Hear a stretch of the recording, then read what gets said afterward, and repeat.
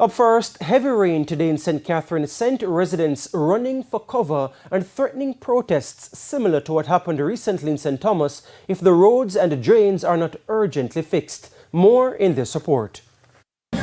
A bus park turned into pools, residents stranded in vehicles and inside business places. This was the scene on Burke Road in Spanish Town, St. Catherine on Saturday afternoon, resulting in traffic.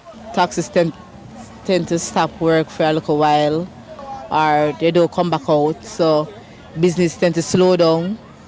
You can't get to pass.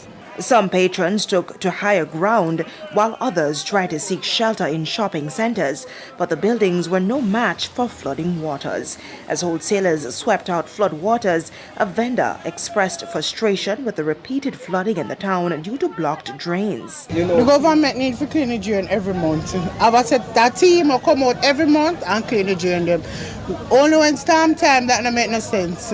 If them do it when storm time. It's high time now that the municipal deal with this situation.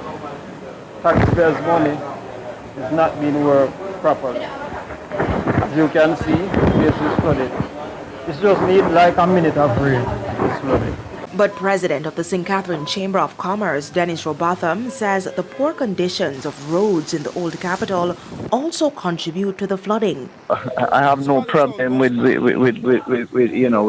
60th anniversary and all of those. But when we can't find money to do so much other things, and it takes up to 2 years to get a stretch of main corridor in Spanish Town to be looked at. This is what we get. All kind of garbage, all kind of insect and road, and so you can't see off the water carry up. So it make it miserable and disgusting and everything in one. Look on the whole place, and it's a commercial place. Mr. Robotham says the authorities say the contract to fix the roads in Spanish Town has been sent to tender, but residents are tired of waiting. We have to take to the road like the people in St. Thomas to get some action. That is what it's going to take. Cody Ann Barrett, TVJ News.